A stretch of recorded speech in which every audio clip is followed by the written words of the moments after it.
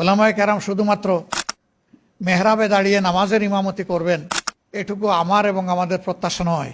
পরস্পরের বিরুদ্ধে কোনো ধরনের আত্মঘাতী ঝগড়ায় লিপ্ত হওয়া যাবে না, বাহাসে লিপ্ত হওয়া যাবে না।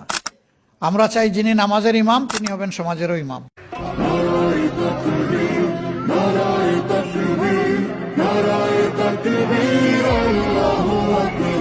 জামাতের কর্মীরা সারা পৃথিবীতে কালেমার দাওয়াত দিয়ে যাবে। জামাতের কর্মীরা সারা পৃথিবীতে কালেমার দাওয়াত দিয়ে যাবে। কোরআনের আলো।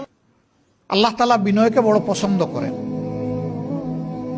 এটি শুধু আল্লাহ তাআলার গোলামের ক্ষেত্রে নয়, মানুষের সাথে আচরণের ক্ষেত্রেও বিনয় হচ্ছে প্রকৃত মুমিনের আত্মার ভূষণ। যে মানুষ যত বিনয়ী হয়, আল্লাহ তাআলা মানুষের মনে তার প্রতি তত বেশি ভালোবাসা পয়দা করে দেন। কিন্তু যে মানুষ বিনয়ী হতে পারে না, সে মানুষের সামনে এসে অন্যরা যতই তাকে সম্মান প্রদর্শন করুক, আড়ালে আবদালে তাকে সম্মান করে না, বলে যে এই লোকটা অহংকারী, দাম্ভিক, উদ্ধত। বিনয়ী মানুষের ক্ষেত্রে মানুষ এই ধারণা নেয় না। মানুষ বলে ইনি মাটির মানুষ। মাটির মানুষ মানে কি?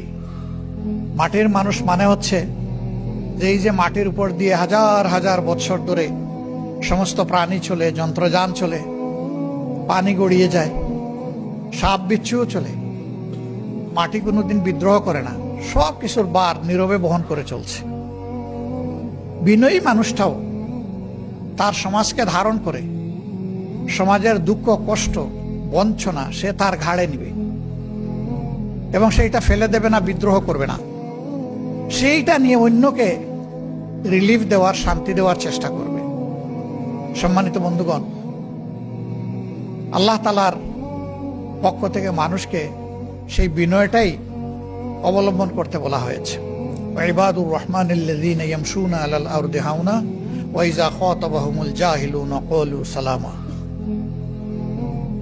রহমানের অনুগত বান্দারা জমিনে যখন চলাফেরা করবে, তখন তারা বিনয়ের সাথেই চলাফেরা করবে। তবে জীবন চলার পথে বিভিন্ন জায়গায় বিভিন্ন চ্যালেঞ্জ আসবে।